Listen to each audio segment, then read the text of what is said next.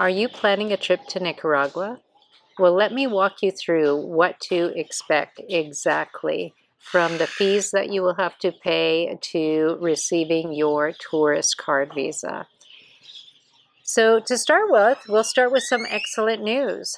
Most citizens of most countries from around the world, they do not need a visa, a consular visa, to enter Nicaragua. That includes Canada, the US, the UK, and most of Europe. There is a small list of countries that do require a consular visa, but the laws are not always updated or agreements are not always updated, and the laws are a little bit difficult to interpret. So what I would suggest is if you think you may need a visa, then check with Nicaraguan immigration or with your local consulate and see if you do need a visa. If you're flying into the Managua airport, MGA, this is the capital of Nicaragua, and it is our only international airport. If you fly into MGA, you will be asked for two things when you arrive. The first you will be asked for is 10 US dollars. Now don't think that you can pay for this with a card or Canadian dollars or euros. What you will need is you will need 10 US dollars. Don't even think that you can give them a $100 bill and expect change. You will not get any change. So come exactly prepared with 10 US dollars to give to the immigration official. The next thing that they will ask you is your destination. Where are you going? Where are you staying? And you can give them an address, and perhaps if you're staying at a big hotel, you could say, oh, the Hyatt and such a city, and they'll know what you're talking about. But for the most part, addresses are a whole different kettle of fish than what you're used to in Europe, Canada, or the US. For example, in Canada, an address might sound like 123 Smith Street, Toronto, Ontario, Canada. Very concise, put it in a little box, it's very easy. Well, here, completely different. First of all, you start out with the province or state or departamento, then you go to the city, then you tell them the neighborhood, then you have to choose a landmark and then give walking directions from that landmark to your destination, to where you will be staying. So for my address, for example, my address would be Rivas, San Juan del Sur, La Talanguera, the store called La Ceiba, a half a block north and on the left-hand side. That is it. And so it's not a nice little concise box of information. It's kind of more like a paragraph. And also, you can't tell them that in English. You'll have to say it in Spanish, which will sound something like this. Departamento de Rivas, San Juan del Sur, La Talanguera, La Puparia, La Ceiba, Media Cuadre al Norte, Mano Izquierda.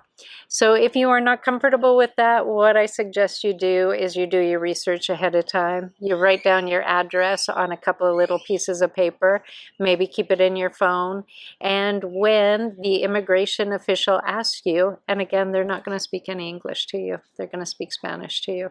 Probably. There might be some exceptions, but the likelihood of you getting an English-speaking immigration official coming through the airport is pretty limited. So I would say that you have it written down or you have it on your phone so that you can write it down on the form or you can at least show it to the immigration official. So once you've paid your 10 US dollar entry fee and you've filled out the form and given it to the immigration official, they will stamp your passport with the actual date that you arrived in the country, and they will give you this little slip of paper. That is your tourist card visa, and it will be good for 30 days. You keep that in your passport and keep it safe because you will need it when you leave the country. Okay, The other thing is you can arrive by land, because a lot of people, they choose to fly into Liberia, Costa Rica. The reason is the flights are often less expensive, and there are many direct flights that go directly from Canada to Liberia, many that come from LA direct to Liberia.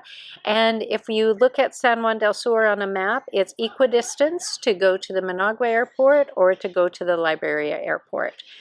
So let's say you fly into Liberia, you have to go to the border between Costa Rica and Nicaragua. The first thing you have to do is pay an exit fee of $8 US. Again, have the exact amount. You cannot pay in euros, you cannot pay in Canadian dollars, you cannot pay with your card. I believe you can pay this online, so you can do some research, and perhaps you can do that online to streamline the process a little bit. So pay that ahead of time, and if you can. If not, you have to pay it in a little kiosk outside of the immigration office. Then you go through immigration. Then you walk a couple of 100 meters to the Nicaraguan side of the border, and there you will have to pay your $10 visa. You have to pay a $3 border fee, and sometimes you have to pay $1 for this little piece of paper. I don't know what it's for. I have no idea, but sometimes we have to pay it. So that's $14 on the Nicaraguan side and $8 on the Costa Rican side.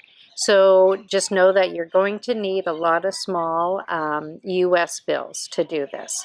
Everything is in American dollars. But here on the at the border, the land border, you will receive a 90-day visa, a 90-day tourist visa.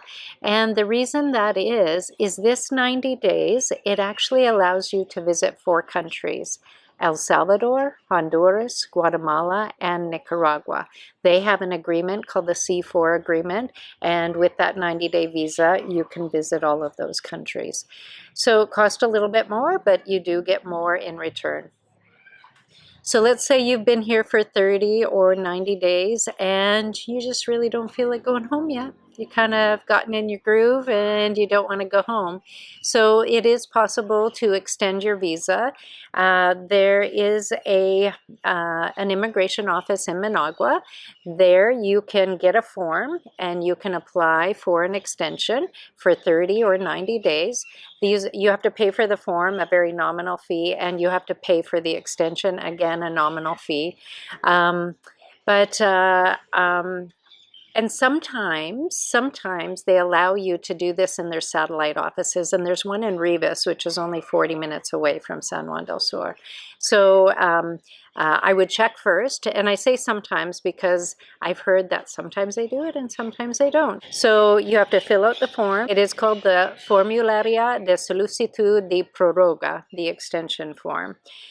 So that will give you another 30 or 90 days, whatever you ask for. And you might ask for 90 and they only give you 30.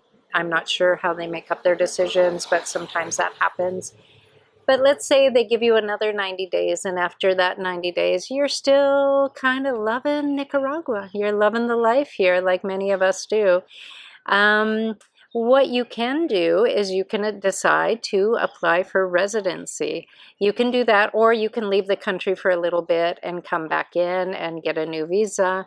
But in one of my next videos, maybe not the next one, but the one after, I will cover how to apply for residency here in Nicaragua.